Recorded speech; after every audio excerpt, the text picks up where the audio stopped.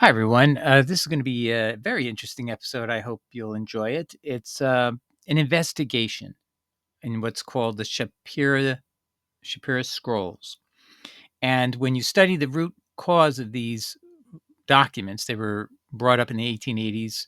And Shapira had a store where he collected all these ancient scrolls, and most of them had no writing in them. They were just scrolls with blanks, nothing on them. But they were made of leather and they were preserved, but no text. But he then suddenly finds in 1883 some scrolls with writing on it. And guess what? It's the book of Deuteronomy, but it doesn't have any law except the 10 Commandments and one law: do not hate your brother. But the scholars looked at this and they laughed. It was ridiculous and a fraud. He then commits suicide thereafter. But then all of the records are lost and they're all gone. Maybe there was a small fragment the wife had and she sold it off to somebody and somebody claimed that. But now the scholars have come back and said, hey, let's revive this work that really Deuteronomy had no law except the 10 Commandments and love, don't hate your brother. Okay, so that's, I hope I'm setting that up. But what's now become clear is we know exactly why Shapira did it. Shapira made this work, and it completely matches the church he goes to. Wait till you see what his church emphasized, what doctrines they picked out of the closet to say this is what we have to agree and obey to. A Pauline church to the core, but they did believe in the 10 Commandments, and they did believe love thy neighbor as yourself and do not hate your neighbor is pretty close. So that was perfectly matched. His church's denomination. Nobody ever looked at his church that he went to in Jerusalem. He was a Jewish origin, but he went to a Christian church, and now we have that, and that I think that blows it all up. So I think you'll find this very interesting. This is the first proof of a Pauline attempt in the modern era to actually corrupt the Word of God by eliminating and destroying many passages of Deuteronomy. But I want to show you, if this were true, then Jesus is also invalidated. So whatever the Pauline motivation is here, did it realize it would destroy the validity of Jesus? Let me just show you something.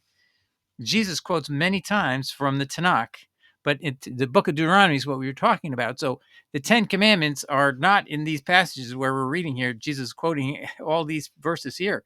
And where did they come from? This is Deuteronomy 8. It's in the Dead Sea Scrolls. So Jesus and the Dead Sea Scrolls agree this passage was in there. But if you believe Mr. Shapira, he did not know about the Dead Sea Scrolls. He didn't know he would be refuted by the Dead Sea Scrolls. But the Dead Sea Scrolls show this passage existed about 150 BC to even 50 AD. They range in that category. So did Mr. Shapira know this? No, he didn't. He couldn't have known the Dead Sea Scrolls would be discovered 70 years after he committed his fraud. What about Deuteronomy 8? Man does not live by bread alone. Jesus quotes that too. So this is the quotes that is erased by this pro-Pauline Shapira scroll. How about the last one, Deuteronomy 17 and 19? Jesus says, out of the mouth of two witnesses or the mouth of three witnesses shall the matter be established. Here it is in Deuteronomy 19, verse 15, at the mouth of two witnesses or at the mouth of three witnesses, etc. So the Dead Sea Scrolls have the very thing that Shapira's document, if it were true, shouldn't be there, because he's saying that was just fraud from the beginning by the Jewish scribes. But that means Jesus didn't know the Jewish scribes had committed fraud, right? So it would destroy Christ, because Christ therefore wouldn't be a true prophet. He would know these aren't there. He wouldn't be quoting things that didn't exist. And if Mr. Shapira was correct with his Pauline reconstruction of Deuteronomy, he maybe didn't think about it. You've destroyed Jesus. Maybe in those days he didn't. I looked it up in 2 seconds. I asked the Bible Google. I said, give me all the Tanakh references of passages cited and quoted by Jesus in Deuteronomy, and this is what I came up with. So Mr. Shapira did not realize that maybe, I'm just giving him the benefit of the doubt, that if what he was saying was true, that Deuteronomy didn't have anything but the 10 Commandments and one command about do not hate your brother, if that's all it had, then Jesus was quoting spurious texts and he didn't know it. Maybe Paulinists don't care about that, but I do. So a Christian, a true Christian who follows Jesus, doesn't want to accept or should never accept anything that claims or impugns the validity of Jesus, knowing as a prophet would whether these texts were fraudulently added or not. And if Mr. Shapira is right, Jesus was a fraud, But the proof and the evidence is that Mr. Shapira is the fraud, not Jesus. First, I want to give you an overview from the article Shapira Scroll in Wikipedia, and this is a synopsis that they give. The Hebrew text hinted at a different version of Deuteronomy, the Hebrew text of the Shapira Scroll. He claims he found it in 1883 among all of his antiquities that his shop sold, including the addition of a new line to the 10 Commandments. So there'd be 11 commandments now. You shall not hate your brother in your heart. I am God, your God. So that's a new commandment. Sounds a little like love your thy neighbor, doesn't it? The text also lacks all laws except for the 10 Commandments, which it renders consistently in the first person. So I just showed you all the commandments that are gone. Important other commands and not having, you need 2 witnesses to convict someone. All these things are gone. All the quotes I gave you, Jesus, from Deuteronomy are gone. I want to also read a summary that's given by Wikipedia, and it is accurate. And this is what it has to say about the Shapira Scroll. The Shapira Scroll, also known as the Shapira Strips or Shapira Manuscript, was a set of leather strips inscribed in Paleo-Hebrew script. It was presented by Moses Wilhelm Shapira in 1883 as an ancient Bible-related artifact and almost immediately denounced by scholars as a forgery. The scroll consisted, but they did inspect them. Just be careful that you don't get the wrong idea. The scroll consisted of 15 leather strips, which Shapira claimed had been found at Wadi Mujib, biblical Arnon, near the Dead Sea. This is 1883, 70 years before the Dead Sea Scrolls. But he said he found them actually in what's called the Levant, which is an area where there's no dry areas. So anyway, that was another reason they didn't believe him. Let's continue. The Hebrew text hinted at a different version of Deuteronomy, including the addition of a new line to the 10 Commandments, quote, you shall not hate your brother in your heart. I am God, your God. The text also lacks all laws except for the 10 Commandments, which it renders consistently in the first person from the standpoint of the deity. Scholars took little time to reject it as a fake, and the shame brought about by the accusation of forgery drove Shapira to suicide in 1884. Shapira's widow had at least part of the scroll in 1884, which she sent to Konstantin Schlotman. The scroll reappeared a couple of years later in a Sotheby's auction, where it was sold for a few pounds to Bernard Quaritch, who later listed it for 25 pounds. Contemporary reports show Dr. Philip Brooks Mason displayed the whole of the scroll at a public lecture in Burton-on-Trent on March 8, 1899. And here's the kicker. The current whereabouts of the scroll, if it survives, are unknown. So it's been completely lost to history. Nobody knows where it is. So all these scholars are talking about stuff that was already determined, you'll see, and we'll come back to this later, as fraud because of internal problems, okay? But nobody ever even told anybody to take a look at Shapira's church that he goes to. Is he a Christian? And what kind of church does he go to? Do they believe the law should just be, minimal, as little as possible? Is that what they're doing? Are they just throwing out all of Deuteronomy? And finally, before I play the clip from Mr. Ian Dershowitz, I want to give you Wikipedia's summary of modern scholarship. So this is where Mr. Dershowitz fits in the exception to the rule. Despite the unanimous assessment of the 19th century scholars who had access to the manuscripts that they were a forgery, a few have argued recently the scroll was genuine since it was lost, meaning after it was lost long ago, some scholars recently have been saying, hey, maybe we should look at this again. One of them is Ian Dershowitz, and you're going to see him on camera. I want you to see him because that's important making this assessment. But what we do clearly see is that we don't have any of the paperwork anymore. We don't have any of these scrolls anymore. And yet people are trying to make opinions about it now. I mean, nobody forced Shapira to lose these scrolls and have them lost through his wife's sale and whatever, but they're gone. How can you do this? Now, photo plates were attempted, but they were not good. So nobody can read them. And we'll get to that later as well. Okay. So now I'm going to play a clip from the young man, Ian Dershowitz. Also joining us is Professor Idan Dershowitz, author of The Valediction of Moses, which suggests that the Shapira Scrolls were authentic and are an early version of the book of Deuteronomy, perhaps even 2,700 years old. Hello and welcome, and let's start with what evidence supports your theory. In my book, I bring various different types of evidence. I address the arguments that were made for forgery and show that they're very weak arguments. I also discuss certain documents that I found in an archive in Berlin that were previously unknown, that that are very difficult to reconcile with the idea that Shapira forged the documents or thought that they were forgeries, because we see that in his private notes he was working really hard to understand the text, and he was making mistakes in his interpretation of the text, and these things don't jive with the idea that he created it or was complicit in the text's creation. But most of all, what I do to build the authenticity case is analyze various different passages in this text, in the Valediction of Moses, and try to read them in light of the book of Deuteronomy and understand what their genetic relationship, as it were, is. We can see that the text that we have in the Valediction of Moses was edited in various ways that turned it into what we have in the book of Deuteronomy, but not vice versa. And what are the main differences between the Shapira Scroll and the version that we know today as Deuteronomy? So the most dramatic difference between this text and the book of Deuteronomy is that it does not contain the legal code that gives Deuteronomy its name. So the book of Deuteronomy is called Deuteronomy, meaning Mishneh Torah, the second law. And it's given that name due to this very large block of text in the middle of the book from chapter 12 through chapter 26, just containing, very, very many laws. That entire corpus of laws is completely absent from the Valediction of Moses. And it's clear that it's not abbreviating it, but rather that, according to the author of the Valediction of Moses, there is no such law code. The only laws that were given in the time of Moses were the laws included in the Decalogue, or the Ten Commandments.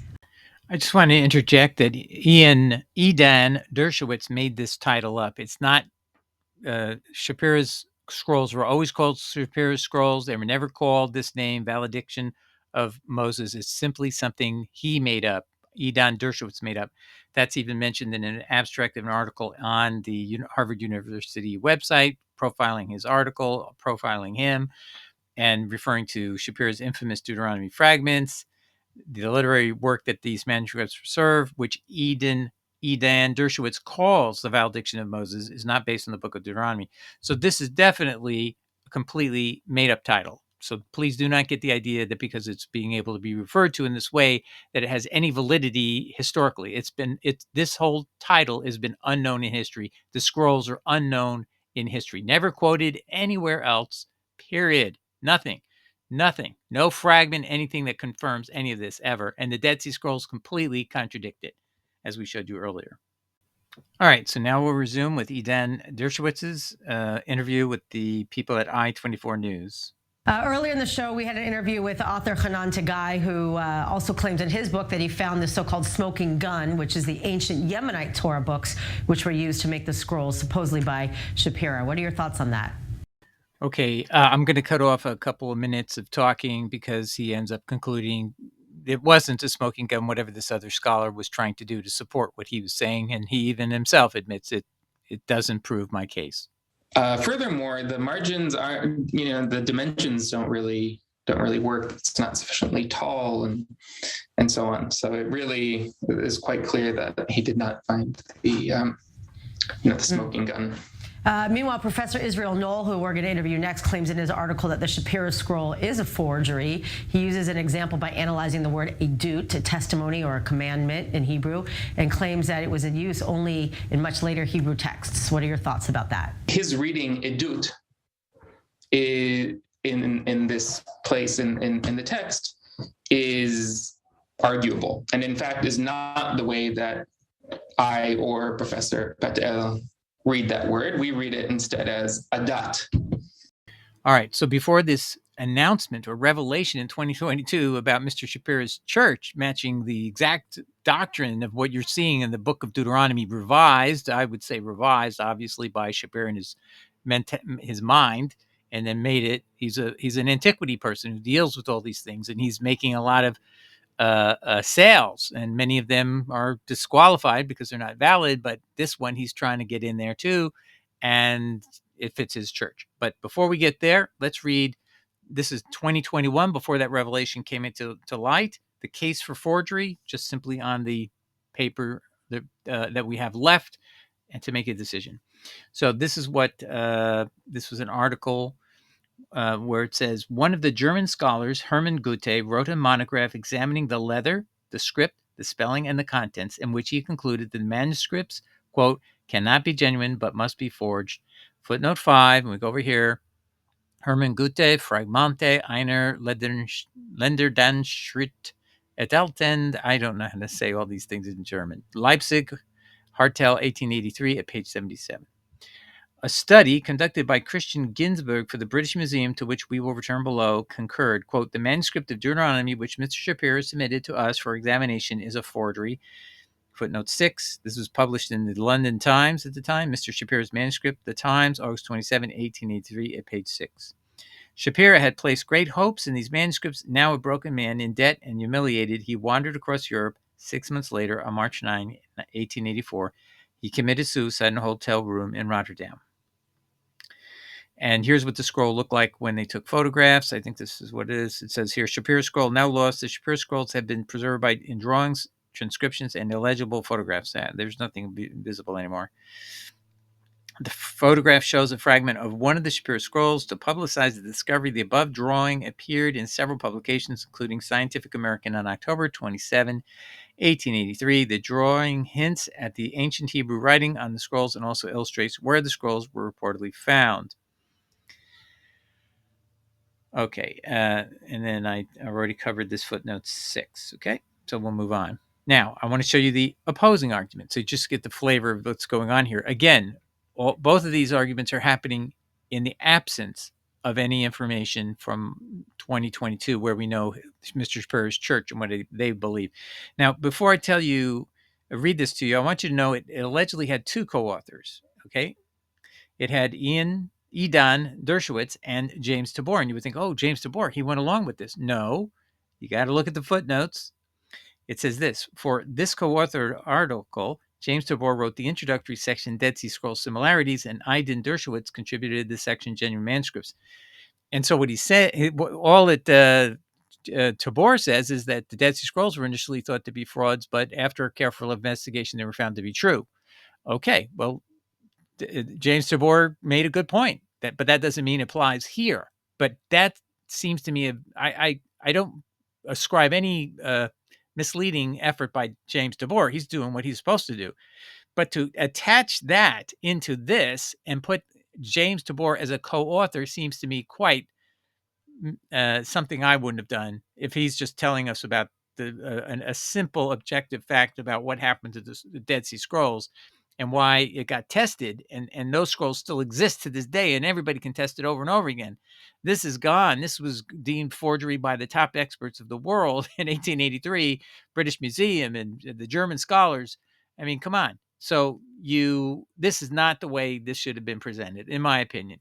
James Tabor should have written a separate introduction, have him take credit for whatever he wrote, and then not attach it inside of Edon Dershowitz's article. But it's not the way it happened. But I just wanted you to know what the background is. So this is presumably, therefore, Edon is the only one who's writing this section. Genuine manuscripts. Before taking a closer look at the Shapira manuscripts and why we believe they are an authentic pre-canonical version of Deuteronomy, Edon, see, he's telling you, it's me talking now. Up to this point, it's been James, but now it's Edon. Will first present new evidence that undermines the consensus theory that Shapira forged his Deuteronomy fragments. I will also rebut some recent scholarly claims made against their authenticity. In the Berlin State Library, there's an unassuming volume titled Handwritten Inventory of the Hebrew Manuscripts Collected by Shapira. As the name suggests, it consists primarily of long lists of manuscripts that Shapira had offered for sale at one time or another. Scattered haphazardly among the 600-odd pages are 3 untitled pages overlooked by scholars. I'm going to pause. They're untitled. Keep that in mind. He's going to give it a title that we're supposed to ascribe to. overlooked by scholars, which contained strange Hebrew text in purple ink. Amazingly, they preserved Shapira's own preliminary transcription of the Deuteronomy documents. Aha, stop there. He doesn't know that. He doesn't know anything because it has no title. It has no reference point. It could have been the drafting of the very document you think are these scrolls, and they're written very carefully and then rewritten and backwritten and all that to eventually come up with obviously what we see now. This is a draft, my friend, because it had to be carefully transcribed onto the leather. So don't you think he had a draft first and then he carefully put it into the leather if he's a fraudster? Of course. So he is ascribing a good motive here when the absolute what we're actually looking at, it seems possible, just as possible that we're looking at the actual forged original, the original forgery that then gets transmitted with care by being written over again in another place. So he has to have something to look at to write from, doesn't he, Eden? I would say. Let's continue. But you'll see everything that follows is now all with this assumption that he's just speculating. This is what he knows what this is. This is him trying to copy from those writings, and he's making mistakes. Why would you make mistakes in copying from something you're just directly looking at?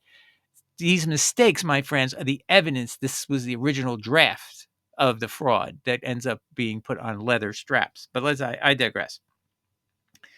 Amazingly, they preserved Shapira's own preliminary transcription of Deuteronomy fragments. This document was written slowly and laboriously, with little written between one dip of the pen and the next, beyond providing another valuable witness to the original documents themselves, which unfortunately disappeared sometime after 1889. What makes these pages so important is their ability to shine a light on Shapira's own thinking about his infamous manuscripts. Yes, they do shine a light on him. That shows you what he drafted in the first place, and that's why he has corrections and error revisions because he's making changes of the script he's going to move into the leather straps. It's got to start somewhere, Eden. You have to imagine that. The transcription is full of question marks, marginal reflections, and corrections. Wouldn't you think that you'd do that in a draft? What we see is that Shapiro was doing his best to interpret the text of the manuscripts, or he's trying to come up with what he wants to write next and what would be the best way of saying things. From his barely legible notes, so he can read his writing apparently, and here are the notes on the side. You can just see. This is a copy of Shapiro's notes that he's talking about. We learned that Shapiro first thought the fragments should be arranged in one order, and then he realized that was wrong. Oh, wait a minute. He's reading it, and he's putting it in a certain order, and then he's changing it up. Well, wouldn't that mean that this is a draft? Clearly, that's what you do in drafts. You have it one way, and then you go, let me change the order. If you're copying something from the alleged original, you don't need to do that. You just follow the original. You don't put things in different order as you're going. It's just obvious that this is what he's mistaking completely. Eden's completely he's using confirmation bias. Oh, this must be real, instead of realizing this is the fraudulent draft. This is the draft that it becomes fraudulently then transferred into leather straps. From his barely legible notes, we learn that Shapiro first thought the fragments should be arranged in one order, and then he realized that was wrong. At one point, he reconstructed. He made a misspelling of the words he said, which he crossed out and corrected to he committed adultery. Now, that's interesting, if that's true. But that I also suppose he's also always supposing things. What it really was probably is he miswrote how it he wrote it incorrectly, and then looked like he was saying something he didn't mean to say, and then he had to cross it out. Okay, this is what you do in a draft. These are draft notes, clearly. Let's keep reading. Which he crossed out and corrected to he committed adultery. But this too was incorrect, as Shapiro himself would later realize. In fact, the text read, he became angry. Okay, so now does that give it any credibility? If he said he committed adultery or he said he was angry, unless these are such a clear, I just think it's somebody rewriting it. I think unless we could see the text, we can't be sure. And again, he says it's hardly illegible. So again, this is why you cannot premise an entire book, entire idea that the book of Deuteronomy were just these 10 commandments and one other command, because this is the level of scholarship you're going to depend upon, whether somebody's misspelling and crossing out and correcting, and then makes another misspelling about one thing or the other, proves this came first or it's a draft. I think it's a draft. Everything else up to this point means a draft. But anyway, I'm just reading what he's saying. But this too was incorrect, as Shapira himself would later realize. In fact, the text read, he became angry. Elsewhere, Shapira made another error, and so on and so forth. And you can read the whole article if you're interested. There's something very strange about the structure. Okay, and then this is, to me, irrelevant. There's something strange about the structure of the book of Deuteronomy. So what you have is, you're told in 11:26 that there are blessings and cursings. Then it breaks off from all of that and talks about law. What's the difference? Why is that so strange? I don't get it. People are strange in how they view things. This is an odd literary structure, to put it mildly, and it suggests the laws were inserted secondarily into the Gerizim and Ebal passage. Have you ever written anything, Idan, where you have something that you wrote on one piece of paper and then you wrote something else, and now you want to put that what you wrote on the other paper and you want to put it in the middle of this other thing? Is that so hard to imagine? I mean, do you think everything has to be written stream of consciousness where you don't have one draft over here and you put it over there? I mean, this is I just don't understand who people call themselves scholars don't themselves remember when people used to write on paper. And I can tell you, I used to write for my legal secretary. I used to have to write whole sections that I would then say, hey, insert this over here. I put a little caret and say, put it over here. And when it finally gets done, it's going to look like I put two things together that didn't belong, right? Because I'm writing one thing and then I have a totally new section over here. That's possible, and it ends up, that's the way my brief ended up, because I want to change the topic. I want to move to a different topic. This is not surprising stuff. I don't even think this is hard to explain, but yet this is what he's going to claim. You're going to see he's going to say this is his number one proof. When you get that, boil it all down to page 52, this structure, amazingly, the valediction, he's renamed it, Valediction of Moses version of the episode, is uninterrupted, and the entire Deuteronomic law code is nowhere to be found. So he doesn't realize that's the suspicious thing. Why is the entire Deuteronomic code missing? He's going to say it wasn't there ever. Well, isn't it just as easily as that somebody maybe doesn't like the Deuteronomic code? Maybe you need to go look at Mr. Shapira's background, what church he goes to, what his faith beliefs are. Maybe this matches his faith beliefs. Nobody looked until 2022. We'll look at it in a minute. But before I do, I just want you to hear his last point. This interruption in Deuteronomy, where you have law. He's claiming it's an interruption rather than it's simply an inserted version of the law that had been written on a separate piece of paper and then merged into this, which is logical answer. But this is his reasoning for saying it was never there. It was added centuries later, or so on. It matches this separation. It matches all sorts of ideas first proposed by contemporary scholars, ideas that would have sounded crazy to a 19th century scholar. So what he's saying is contemporary scholars notice this disconnect between the passage that in Deuteronomy that begins with the blessings and curses, then the law, the big text of law, and then the blessings or cursings come again later. But that, again, perfectly explicable just by way we write anything. And it's total conjecture to suggest that it comes sometime centuries later, which is the whole point of this. If it came 2 weeks later, a week later, a day later, that's not good enough. That's not what he's trying to say. They came so far later that they were not contemporary. That's what he's trying to suggest. And that just doesn't even follow logically. It's just as likely, or more likely, it was just the way you draft things, that we draft it the same way today. Do you think all these works we're looking at were never drafted? That they just that nobody had to take segments and put them together? The whole idea of a scroll is you take this page and you add this to that page, and then to make it all go fit together on a single scroll, you have to copy it, handwrite it into a scroll format. This idea that things are like a computer or something, they just come off the screen and they're just all one all the time. That's not true. You even don't. I think we have lost the memory of writing on pads of paper and learning how to segment. And if you have to write a long text, you would script the pages out and hand them to your secretary assistant or whatever and say, please put this in the middle on page 10. And that's how you would do stuff. And I don't think a prophet would work any differently. Hey, here's my page on this and here's my page on that, and then put them all together. And Baruch, we have a specific knowledge that happened with Baruch. He was a secretary to Jeremiah. and the various segments that were given to Baruch were given at different times, and he put them in order. So this is not a surprising thing to consider. Now, I want to go read you the story, the background of Shapira, his church background. All right, so this section of the video I'm going to call The Christian or Pauline Nature of Shapira's Fragments by Ross K. Nichols. The Christian Nature of Shapira's Fragments. On 12th of January 2022, Brill published a new contribution to Shapira's studies in Dead Sea Discoveries 2022 1-29. The printed version will soon follow the online version under the same title, Shapira's Deuteronomy, its Decalogue, and Dead Sea Scroll, Authentic and Forged. The paper's author is Professor Jonathan Klawans of Boston University, a respected scholar and author known in the fields of Hebrew Bible, Dead Sea Scrolls, and rabbinic literature. After challenging some of Dershowitz's points, Professor Klawans presents his view on the Shapira fragments, an expansion of his blog post for Bible History Daily, 18 March 2021, titled The Shapira Fragments, an Artifact of 19th Century Jewish Christianity. By the way, Shapira was a Christian Jewish person. Page 24. For Klawans, Dershowitz has, quote, one well-considered argument against the possibility of a 19th century origin of Shapira's fragments, that their content goes against the grain of 19th century biblical scholarship. And pause there.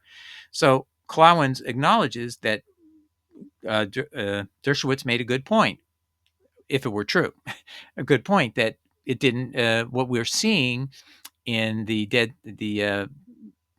Shapira Scrolls seems not to match 19th century Christian writings. But people are forgetting there's Christians and then there's Jewish Christians. Jewish Christians, in this case, Shapira had a very different, or let's put it this way, what they focused upon was very different when it came to the law. So let's take a look here. According to Klawans, this draws an artificial boundary, quote, when there, quote, are in fact other 19th century contexts that more readily explain the nature of Shapira's Deuteronomy fragments, page 16. Quote, Dershowitz's argument precludes forgery, says Klawans, has taken the wrong path. So this idea that Dershowitz's arguments are, refute any conception there was forgery,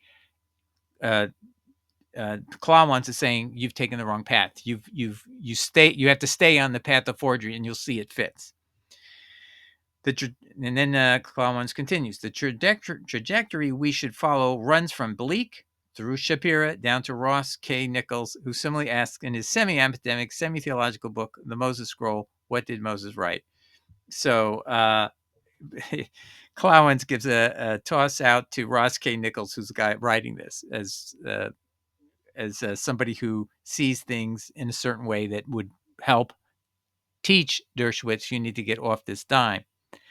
Klawans points out the prominent role played by the Decalogue in Shapira's Deuteronomy fragments, leading to the heart of his argument. He seeks to show that, quote, for a plausible context for the centrality and eccentricities of the Ten Commandments in Shapira's Deuteronomy, we need look no further than Shapira's own place of worship, the Jerusalem Christ Church, where the full text of the Ten Commandments in Hebrew following Exodus 20 were and are still inscribed in golden Hebrew letters in the year 2021, 2022. Isn't that amazing, ladies and gentlemen? You could still see all the way back in 1883, the church that Shapira went to. What do they have? They have the Ten Commandments inscribed in the golden Hebrew letters in their building. Nestled between Hebrew versions of the Lord's Prayer, you know what that is, Our Father, to the right as one faces the plaque, and the Apostles' Creed to the left. Professor Klawans finds further proof of a connection with Christianity, specifically Shapira's own brand, practiced in his own place of worship through certain, quote, striking intertextual connections, which, according to him, both Adon and I miss in our respective works. Nichols is a supporter of Adon, by the way, just so you know, Adon Dershowitz. So, but he's fairly presenting the view of the person he doesn't agree with, Professor Klawans. He wishes he doesn't have to agree to him. Let's put it that way. To make his point, Klawans references the Common Book of Prayer and the requirement for confirmation that, quote, one say, quote, the Creed, the Lord's Prayer, and the Ten Commandments. Page 18. Have you, by the way, ladies and gentlemen, have you ever gone to a church where you're supposed to, as part of your baptism, repeat the Ten Commandments? I don't think so. right? Or excuse me, to be confirmed. If you were confirmed, did you have to repeat the 10 Commandments? Did you have to know them? Did you have to memorize them? I was a Catholic boy. I had gotten confirmed, and I can tell you for a fact, I never memorized the 10 Commandments. I'm not even sure I knew the Lord's Prayer, but that's not what we had to do. We had to answer a set of questions out of a catechism, and if we did that, we were automatically confirmed, and we just show up on the day of the ceremony. We just go up to the front of the room, we get a little certificate, we go home, we hand it to mom and dad, and everybody's happy. That's what I had in my Catholic when I was a Catholic boy. To further bolster this connection, Clowens observes that the Common Book of Prayer, quote, provides liturgical refrains when the 10 Commandments are recited towards the beginning and of the standard communion service, end of quote. Now, ladies and gentlemen, your Christian church, your non-Jewish Christian church, have you ever quoted the 10 Commandments in communion time? Do you all sit up and you say, we'll just start reading the 10 Commandments? No, this was a Jewish Christian. This is the Christian church in the 1880s before there was Messianic congregation. So what were they focusing on? They were focusing on the 10 Commandments. That's what his church was all focused upon. Now, here it gets more interesting. Even more striking to Colossians is that the initiate, following a recitation of the 10 Commandments, is asked by the catechist, "What dost thou chiefly learn by these commandments?" End of quote. To which the initiate responds, means that what you have to say. You're the person trying to get initiated. Okay, I think he means by the what do you call it? The confirmation. I think that's what this means. I learned two things: my duty towards God and my duty towards my neighbor. Wow. That's important because what is the extra command that was in the Shapira document? Do not hate your brother. Do not hate your brother, which is the same as saying love your brother. Okay. The gist, and this seems to Clowens a proof of his theory, is, quote, that the fundamental duty of a Christian, especially a 19th century attendee of Shapira's Christ Church in Jerusalem, and I want to emphasize a Jewish Christian denomination with Jewish emphasis, okay? The upshot of the 10 Commandments is to love both God and neighbor, page 18.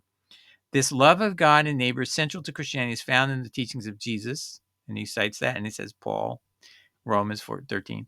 And, quote, this passage features prominently in both the English and Hebrew editions of the Book of Common Prayer, page 18. Clowens also speculates, quote, that among the books likely sold or given gratis at Shapira's church was Alexander McCall's The Old Paths. Quote, for Mr. McCall, love of God and neighbor is the Christian faith articulated by Moses and the ancient Israelite prophets, but rejected by post-biblical Judaism. Now, I'm just going to tell you, Ross Nichols poo-poos this. So what? Because Christians do believe in both these principles, well, it's not a big deal. But he's forgetting the fact that what we have here is somebody who was accused of forgery kills himself. If you were innocent, you don't kill yourself. Why would you kill yourself? You're embarrassed. You'd only be embarrassed if you were a fraud. And that guilt you can't wash away because it's true. Okay. So that's why he kills himself. You need to put some of these things back in the big picture of life. People don't kill themselves when they're innocent of doing something. They defend their name and they prove up their case, or they get other scholars to review it. But he gave up and he killed himself. So that's not. This is important, ladies and gentlemen, to realize this whole book depends upon Mr. Shapira's credibility. And if he belonged to a church that emphasized the 10 Commandments and then the concept of the catechist had to say, I've learned two things: my duty towards God and my duty towards my neighbor. And the one commandment that's been added to the 10 Commandments, there's no other laws. The 10 Commandments and one other command is do not hate your brother. And the catechist here is taught love your neighbor. Then you have reached somebody who's cleverly, slightly changing it so it's not as obvious as it could have otherwise have been. It's slightly changed to be, instead of love, it's hate. You can flip love and hate sideways, or you can make them inverse of each other so they actually mean the same thing, right? I love your neighbor, do not hate your neighbor. They're inverse of each other. They're synonymous statements, synonymous principles. But what Nichols says is, well, they're not exactly identical. Yeah, but he never deals with the fact they're inverse of each other. They mean the same thing in reverse. All right. Anyway, God bless everybody. I hope that puts to rest this whole thing about this the Shapira Scrolls and the modern revisiting of this and republication of it and with a title called The Valediction of Moses by Edan Dershowitz. I hope we can just realize there's no fabric of truth to it at all. It's very speculative, and we now know who and why did this. It was always Shapira. He was the one. He committed the fraud, and that's why he killed himself when he was exposed. There's no other explanation for people killing themselves. That's a very severe way out of your stress and self-condemnation for what you did, getting totally exposed. All right. God bless everybody. Ciao. Bye.